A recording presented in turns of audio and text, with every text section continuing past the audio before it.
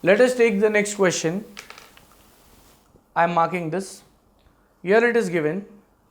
Compute SF and BM, shear force and bending moment, at critical points and plot SF and BM diagrams for the beam as shown in figure. Here they have given us a diagram. In this diagram, we have point load, UDL as well as UVL and an inclined load.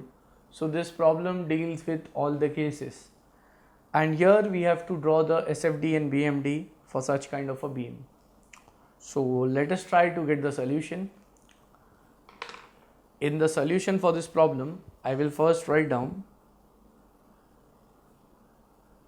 converting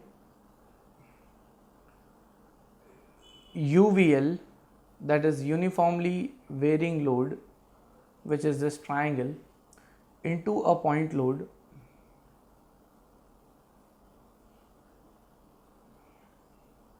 so that will be, the conversion is half into base, which is 15 kilonewton meter per meter, into height, which is 3 meter. So therefore I will get this conversion as 22.5 kilonewton. Now I can say that I can replace this UVL by just a single load of 22.5 kilonewton. Similarly, here we are having UDL, so I will write down converting UDL, uniformly distributed load, into a point load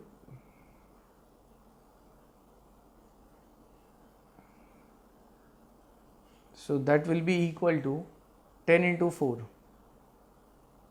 that's more simple, 40 kilonewton. So after getting UVL and UDL, the next thing left in this beam is that, since we can see we have 10 kilonewton load which is inclined at 40 degree to horizontal, so we would have two components of this 10 kilonewton. One will be horizontal 10 cos 40 degree, other will be vertical 10 sin 40 degree. So now I have this beam in a more simplified way. I am in a position to calculate the support reactions. As it is supported at A and D, I will call this as reaction at A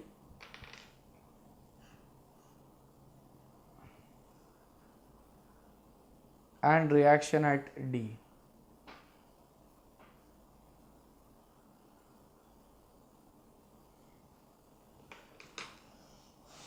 So here my step number 1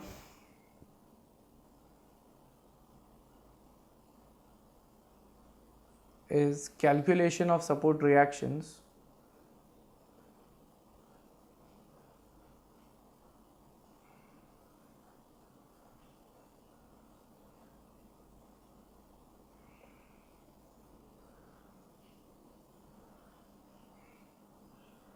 For support reaction calculation, here I will say that first of all I will take the moments of all forces about point A, summation of moments about A is equal to 0. I will take clockwise moment as positive and anti-clockwise moment negative. Therefore, here I can say that it is RD anti-clockwise, RD into 8. So it is minus RD into 8. Then here I will be having 10 sin 40, and the distance between 10 sin 40 and point A, it is 13 meters, it is 11 meters. So here I have 10 sin 40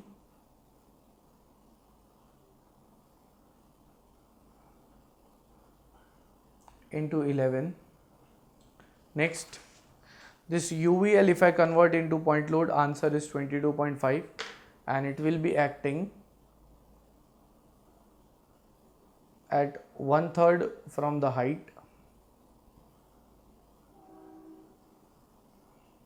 that is UVL acts at 1 meter from point D, that is 1/3 of this height. So now I have the distance between UVL, which I have converted into point load, and point A, that is 1 plus 4, 5, 5 plus 4, 9. So it is plus 22.5 into 9. Next, UDL into point load, that was 40, acting at half of 4, so 2, and the total distance from point A will be 2 plus 2 plus 2, that is 6. So I'll write it as plus 40 into 6, then plus 30 into 2 is equal to 0. So from this, if I calculate, I will be getting RD value, reaction at D, it comes out to be 71.65 kilonewton. So after getting reaction at D, I can say that the second condition, summation of Fy is equal to 0, upward forces are positive and downward forces are negative. So therefore, here I can say that RA, RD both are positive, so it is RA plus RD minus 30, 10 into 4, which is minus 40, minus 22.5, minus 10 sine 40 degree,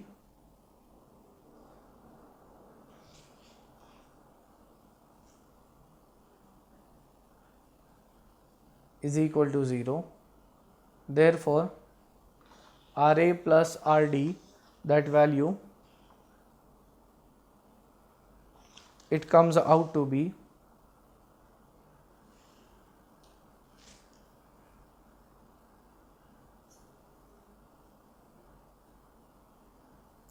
98.93 kilonewton. Now I will say that therefore RA will be equal to 98.93 minus RD, RD is 71.65. I'll say that this is my equation 1 and refer equation 1. So from this I will get RA value as 27.28 kilonewton. So in my step number 1, I have got RA and RD value. RA is 27.28 kilonewton, RD is 71.65. With this I complete my first step. Now step number 2, that is shear force calculation.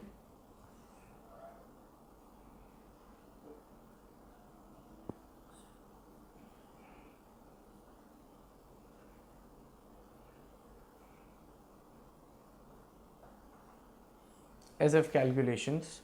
For that we need to have sign convention first.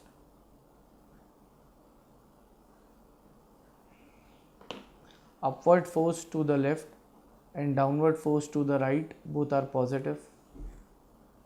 Downward force to the left and upward force to the right, they are negative. So here I will be getting SF first at point A. SF at point A will be equal to, here I will be taking the section just to the right of A. So if I take the section to the right of A, then here I have the force which is towards left of the section and upward, so that is positive, plus 27.28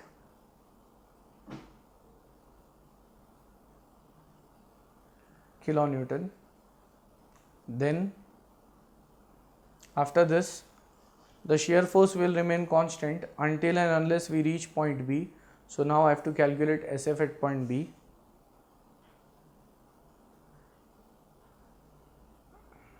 that's equal to 27.28 minus 30.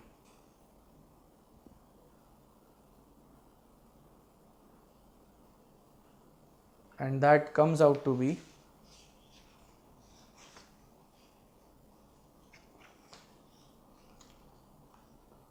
minus 2.72 kilonewton. Then SF at point C, here we have UDL. B to C the load will be constant. I reach point D. At D I will be getting two values of shear force. First I will take my section to the left of D. So I will say that SF at point B is equal to SF at point C, because there is no load in between them, and this is minus 2.72 kilonewton. Now SF at point D, that will be equal to, I am taking the section to the left of D, so plus 27.28 minus 30,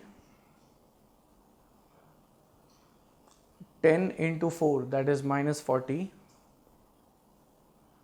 So here I have SF at point D is equal to minus 42.72 Newton.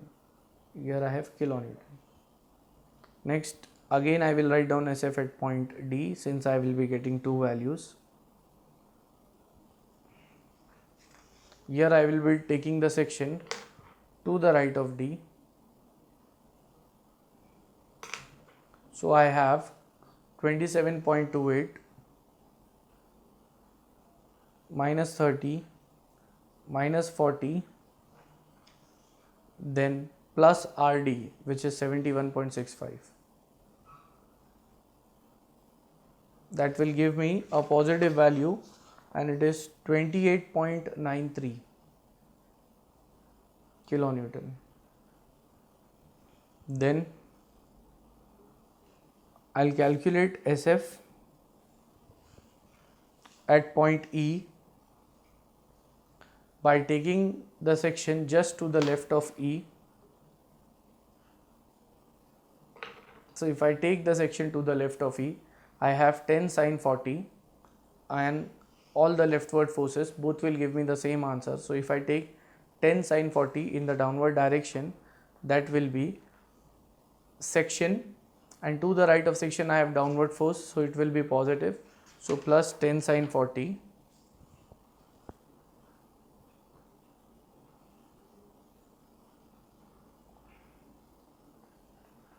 and the answer is 6.43 kilonewton plus. So these are my SF calculations.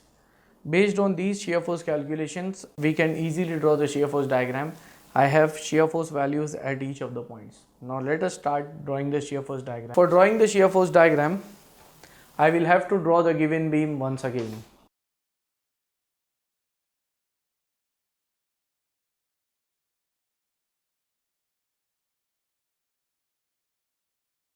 So here I have the beam which is given.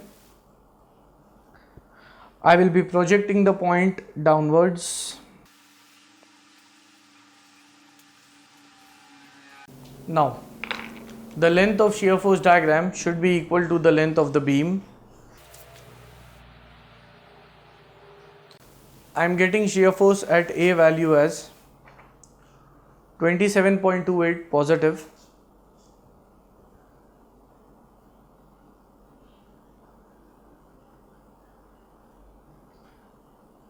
This value will remain constant between A to B. Now at B, the value of shear force is minus 2.72 kilonewton. So downward,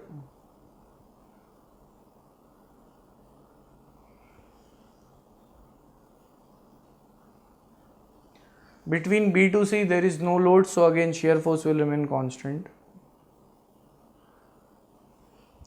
At C, the shear force is, it is 2.72, which is negative. At D, we are having two values. One is minus 42.72.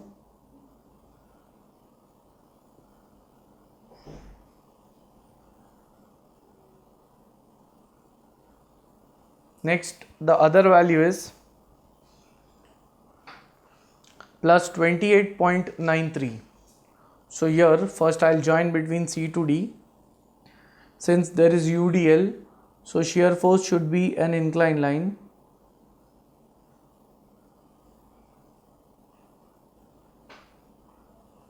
Now at D we are having again a value of shear force which is positive. So one value is negative, other is positive. 28.93 kilonewton. As we can see, between D to E there is UVL. So whenever we have UVL, in that case shear force will be a parabola. So here I have between D to E a parabolic curve.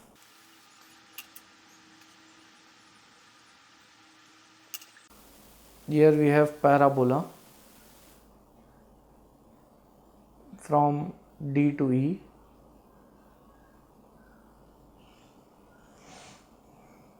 Next, here is my SFD, point A, B, C, D and E. Between A to B it is constant, and similarly between B to C we have constant shear force. Now this is the shear force diagram. After this I will draw the bending moment diagram, and for that we should have bending moment values. So I'll write down step number 3.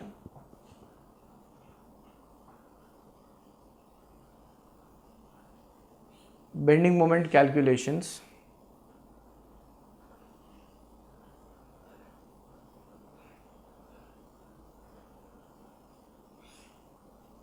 Here, as we can see in the given beam, it is simply supported at one end and free at the other end. So at the simply support, at the free support, bending moment will be 0. So I'll say that first moment at A is equal to 0 since it is simply supported.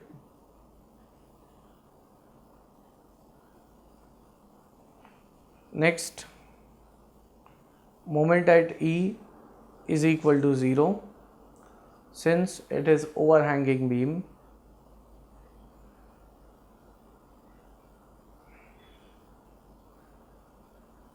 Next, I will be calculating moment at B, and for that we should know the sign convention. If I take section at B and I look left of the section, RA will produce clockwise moment, so that is positive. So here I have 27.28 into 2, that will give me the value as 54.56 kilonewton meter. This is a positive value. Next, bending moment at C, my section if it is at C, then it will be 27.28 into 4.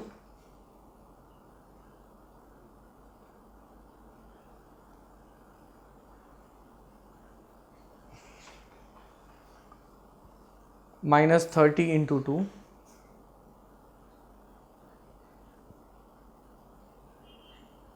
So moment at C is equal to 49.12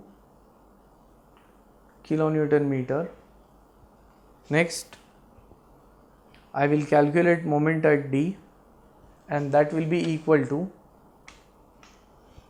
for moment at D I will consider this point load of UVL and 10 sin 40. Both are producing clockwise moment to the right and clockwise moment to the right are negative. So here I have minus 10 sin 40 into 3.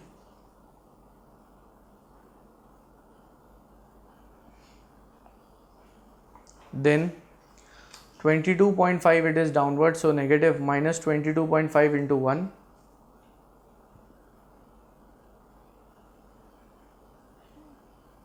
So moment at D comes out to be minus 41.76 kilonewton meter. So once we have all the bending moment values at respective critical points, we can easily draw the bending moment diagram.